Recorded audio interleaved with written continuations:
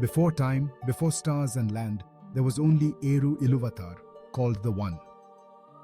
From his thought, he created the Ainur, immortal spiritual beings.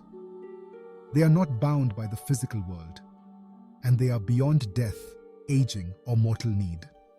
Their first act? A cosmic symphony, the music of the Ainur, also called the Ainulindale. The mightiest among the Ainur chose to descend into the world, shaping its form and guiding its fate. These were the Valar, 14 divine beings with no physical body and could remain invisible. Nonetheless, they took visible bodily forms after the manner of the bodies of elves and men. Each Valar representing a fundamental aspect of creation. Manwë, master of the skies, was king of the Valar and husband of Varda. Varda, the radiant lady of the stars, was especially revered by the elves. Ulmo ruled over the waters and seas. Orome, responsible for the forest and hunt. Ole, the lord of smith, who would later craft the dwarves in secret.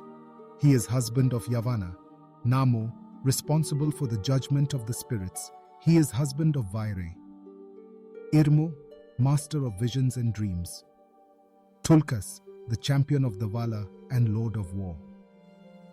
Yavanna, responsible for the growth of all the plants and fruits. Nienna, embodiment of the mercy and grief.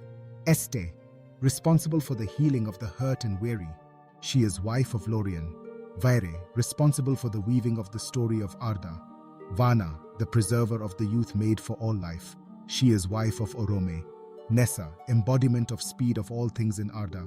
She is wife of Tulkas. And then there was Melkor, the most powerful of all, who would become Morgoth, the first source of darkness and corruption. In Middle-earth, each of the Valar bore different names in the tongues of its peoples.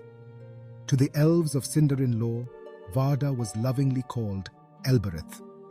Mortal men often simply spoke of them as gods. The dwarves, who owe their existence to Aul, knew him as Mahal, their great maker. And among the horse lords of Rohan, Orome was honored under the name Bema. Then there are lesser spirits who followed the Valar into Ea, aiding in the shaping of Arda. They are called the Maiar. Though not as powerful or awe-inspiring as the Valar, they too belong to the Ainur, the immortal beings born from the thought of Eru Iluvatar. Their true number remains a mystery, for only a few were ever named, and many never revealed themselves in visible form during the ages of Middle-earth. Some known Maiar are Sauron, once a devoted servant of Aule, would eventually become the Dark Lord of his own age. All 5 Istari, also known as wizards, were also of the Maiar, sent much later to Middle-earth to aid in its struggles.